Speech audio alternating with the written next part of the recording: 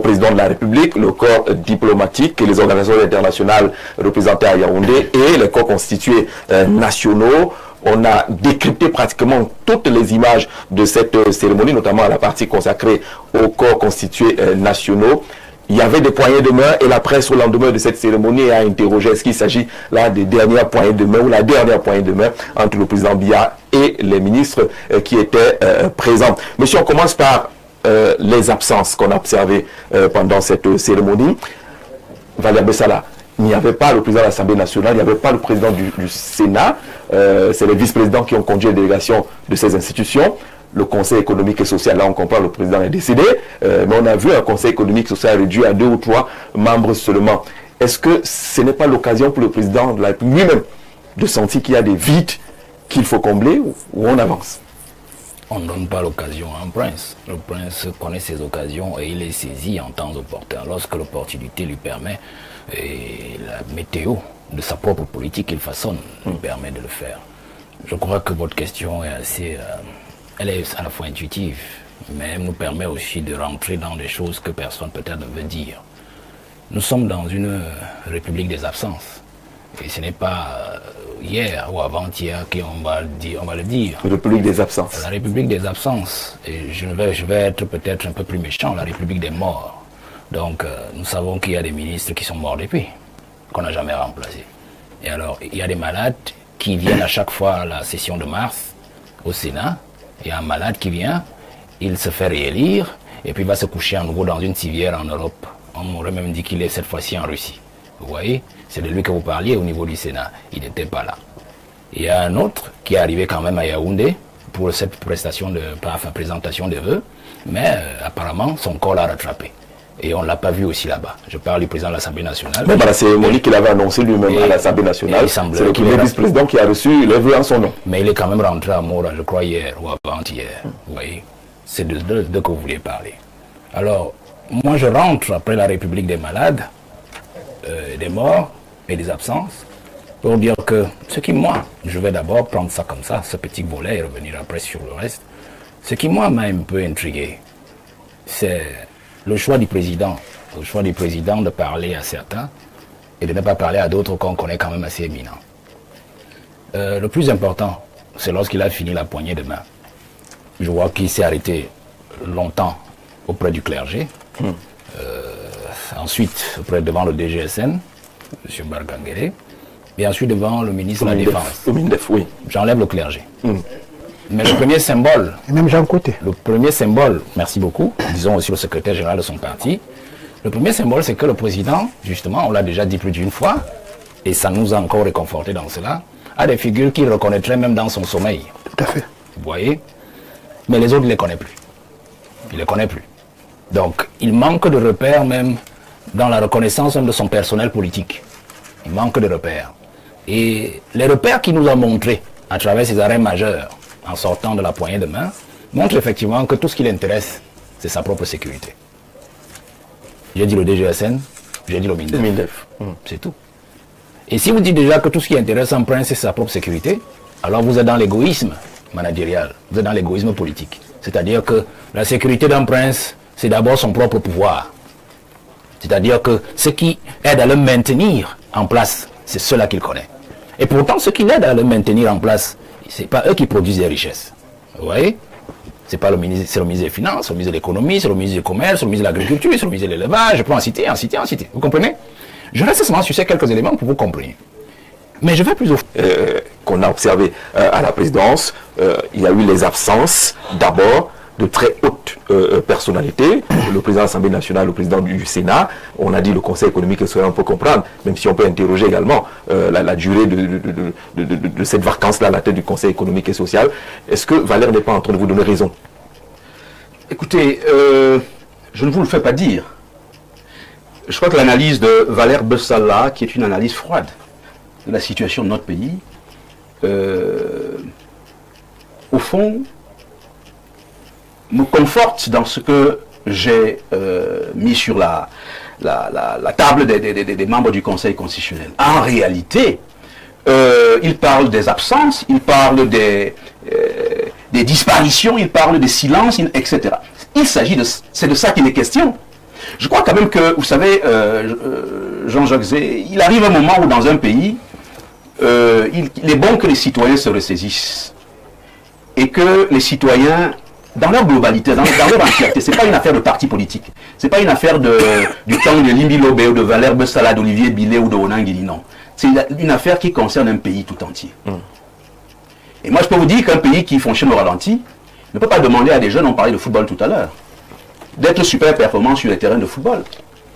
Tout simplement parce que la performance des acteurs au sommet, qui dirigent les conseils régionaux, comme mon frère René Bikoro, qui sont à la tête d'un gouvernement, etc., qui sont à la tête d'un État, ces performances-là sont, je dirais, ont des conséquences directes sur les performances du reste de la nation. Absolument. Et donc, il me semble qu'il était absolument indispensable de faire observer quand même à nos concitoyens que Jean-Jacques Zé, bon, le président venait d'être réélu, il a prêté serment le 6 novembre. Moi, je veux bien qu'il continue à gouverner le pays jusqu'à 120 ans. Mais même si, évidemment, c'est une aberration qui est déjà d'ailleurs factuelle devant nous. 92 ans, c'est comme le disait Limbi Lobeto, un homme de 92 ans ne dirige pas un pays. C'est juste pas possible. C'est juste inacceptable. C'est juste inconcevable. Même chez nous, Africains. C'est des gens qui sont établis dans une logique de sagesse et qui reçoivent la jeunesse pour leur prodiguer des conseils, etc. Et donc, maintenant, si les gens veulent enfreindre et bafouer cet ordre naturel des choses, je leur dis tout simplement que, mais au moins assurez-vous que vous avez donc la compétence, la capacité, l'aptitude nécessaire pour le faire. Et que si précisément vous n'êtes plus capable de mobiliser les aptitudes à la fois physiques, morales, psychologiques, etc., et même mentales pour le faire correctement, si vous n'êtes pas capable de tenir un conseil des ministres chaque semaine, comme cela se fait dans les pays les plus normaux du monde, si vous n'êtes pas capable véritablement de présider le Conseil supérieur de la magistrature, qui depuis 5 ans ne se tient pas, le système judiciaire étant lui-même dans une logique de paralysie absolument incroyable, si au niveau même du gouvernement, vous avez une situation où le chef de l'État, et là, Jean-Jacques Zé, c'est d'une gravité absolue, depuis 2019, n'a plus réalisé de mouvement ministériel, c'est presque 7 ans, c'est-à-dire un mandat tout entier. Mais pour ceux qui rêvent d'un gouvernement qui va être présenté dans les prochains jours, je leur dis, s'il n'a pas pu le faire en 7 ans, qu'est-ce qui s'est passé entre-temps pour qu'il puisse le faire là? Il s'est passé quoi? Il s'est rien passé. Au d'une élection, mais écoutez, il y a eu combien d'élections depuis 2019? Nous avons eu les législatives municipales en 2020. Les sénatoriales. Nous avons eu les sénatoriales, un pléthore d'élections les deux. Et comme chacun le sait, de manière naturelle, même dans les démocraties les plus archaïques du monde, eh bien, il se trouve que les remaniements ministériels sont opérés lorsque, précisément, lorsque l'on sort de ces élections-là, à la seconde, ou dans les jours qui suivent, les remaniements sont effectués. Mais dans le cas d'espèce, nous voyons bien que, au fond, et c'est là-dessus que j'ai voulu attirer effectivement l'attention des membres du Conseil constitutionnel qui, conformément à notre constitution, c'est eux qui ont la responsabilité de pouvoir agir à ce niveau-là. C'est pas moi qui peux actionner l'article de la Constitution qui permet de réaliser, de constater d'abord cet empêchement définitif dont nous parlons, dont la Constitution parle, en vue de cet impeachment qui aujourd'hui me paraît absolument inéluctable.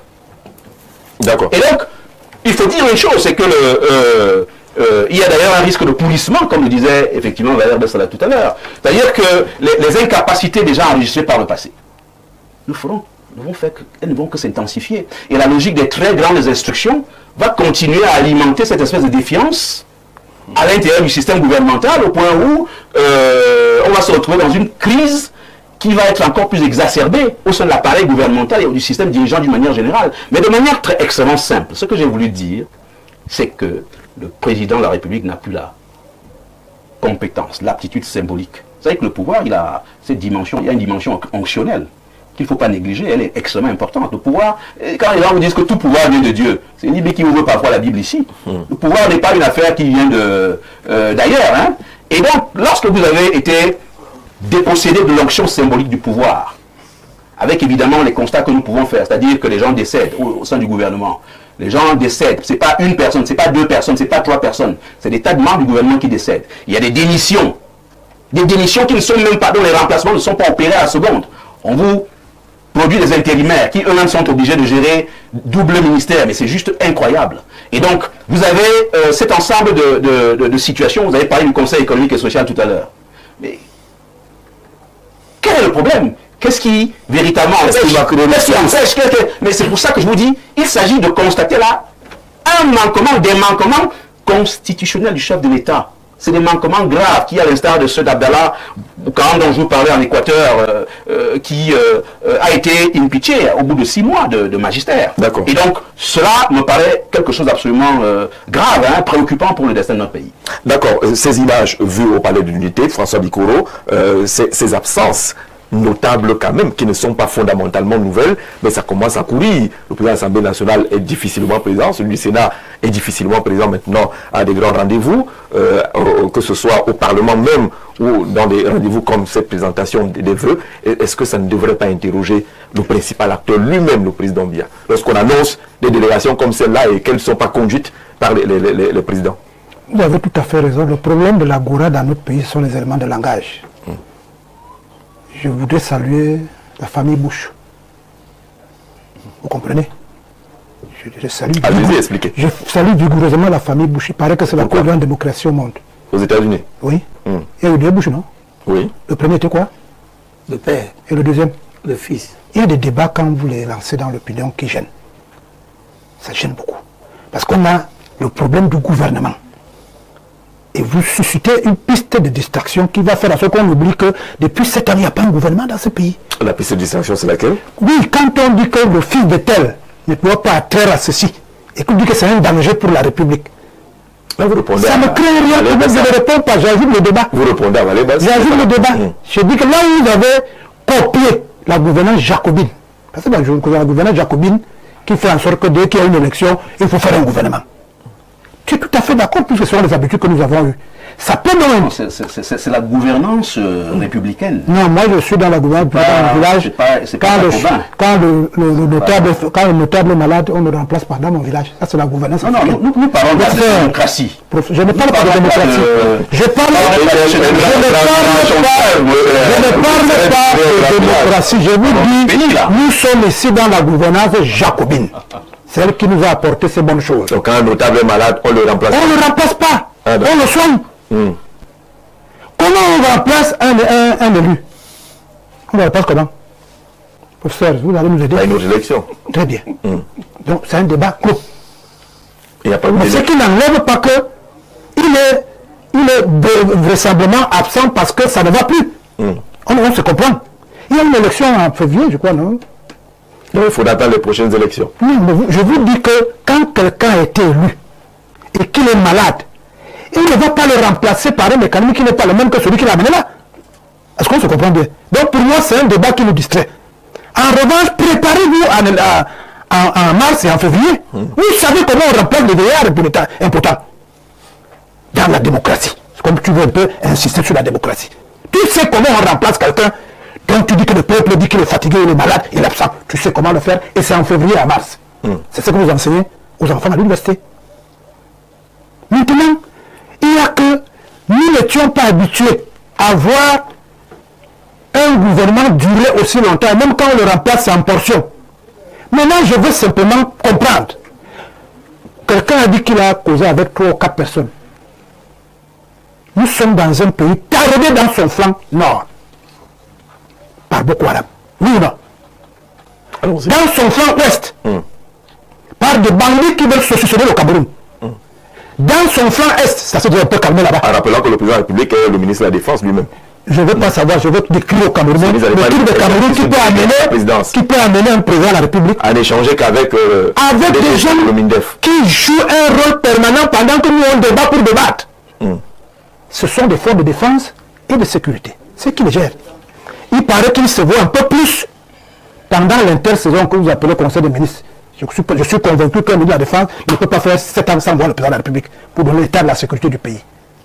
Donc pour moi, c'est comme ça que moi j'ai compris ça. Mais je dis encore que nous avons été habitués que dès qu'il y a un grand rendez-vous national, qui est le remplacement par les questions légales et réglementaires comme l'élection, que le gouvernement qui suit réponde à cette nouvelle configuration politique qui s'est mise en place. C'est à ce niveau qu'il y a des interrogations. Mais si on ajoute d'autres ingrédients, moi j'aurais été le président de l'appui et que j'entends ce qu'on a entendu sur le plateau, je me demande pourquoi je sers les autres Camerounais, on dit que mes enfants ne doivent pas se servir. Nous avons eu ce débat au Sud. C'est pour ça que je suis inquiet. On a fait tout un procès à Cathy Moba, disant que comme son père est président de la République, elle ne peut pas atteindre à un poste électif. Ah, mais il faut préciser que Valère Bessala n'est pas, je ne parle pas de Valère. n'est pas contre la présidence. Je ne parle pas de Valère. Je ne parle pas de Valère. Il a même dit qu'il n'a jamais Il a averti la jeunesse. Oui, que il aurait pu parler des enfants des ministres qui sont préfets et sous-préfets directeurs généraux. C'est pas là-bas ça peut. Ah non, moi je ne parle pas pour Valère. Je ne parle pas pour Valère. Je te donne la meilleure occasion comme celle-là, mais il voit plutôt quelqu'un d'autre. S'il vous plaît. Qu'est-ce qu'il fait Je ne veux pas entrer là-bas. Les histoires de liste, c'est de distraction pour moi. Je vous dis que les compréhensions. Jean-Jacques, même dans nos foyers. tu veux m'empêcher de comprendre? Non, allez-y. Je m'arrête. Non, François, c'est dommage. Je vous dis que je sors d'une région où on débat il y a 10 mois. Au point qu'il y a des gens qui ont dit qu'ils vont aller en Guinée équatoriale. Parce qu'il y a des éléments langage, quand tu les mets dans le public, tu ne peux pas prédisposer la compréhension des gens. Dans un pays, nous ne sommes pas politiquement marqués. Les histoires de fils et machin, tout là, ça ne doit pas être dans le débat public. C'est la compétence. Est-ce qu'il est compétent? Est-ce qu'il est ceci? Quand tu mets ce genre d'éléments-là, tout le monde peut s'entendre là-dessus. D'accord. Mais si tu sors de là, le point central, qui est celui d'un gouvernement qui avait l'habitude d'arriver quand il y a une élection de grande envergure, comme l'élection présidentielle, il va être évacué. Parce que les Camerounais sont arrivés à un niveau dès que tu dis frère, fils, oncle. Ils y vont là-bas, ici en gouffre, alors que ce n'était pas l'objet principal de ton. Tout ça, moi, je dis que moi, je ne peux pas entrer dans ce débat. Mais je dis que nous avons été habitués, selon les principes de la gouvernance jacobine, je le répète encore, qu'à l'issue d'une élection, le gouvernement doit être la configuration de ce qui est sorti de l'élection. Mais vous avez remarqué qu'avec les conjonctures difficiles dont nous traversons, il y a eu des moments où même ce type de gouvernement, les noms arrivent qui ne sont pas la configuration de ce qui s'est passé à l'issue d'une élection. On l'a vu. Donc nous disons seulement au président de la République, lui-même est revenu jeter le pavé en disant qu'il va nommer un gouvernement dans les prochains jours. Oui. Le débat est celui de dire qu'il est absent, qu'il ne maîtrise plus rien, la preuve il est au tribunal avec Olivier Binet, qu'il coupe ce débat rapidement, pour mettre fin à toutes les pérégrinations qu'il rapidement ce gouvernement et on va le débat attention, professeur, oui. On va passer la parole à quelqu'un d'autre. Ok, puisque le sujet est encore sur la table, juste pour dire à François, à mon ami François, parce que François est mon ami, hein, tout à fait. On est très bon rapport. Je dis simplement que oui, l'annonce a été faite. Oui, Urbi et Orbi. Mais voyons bien que les choses ne bougent pas.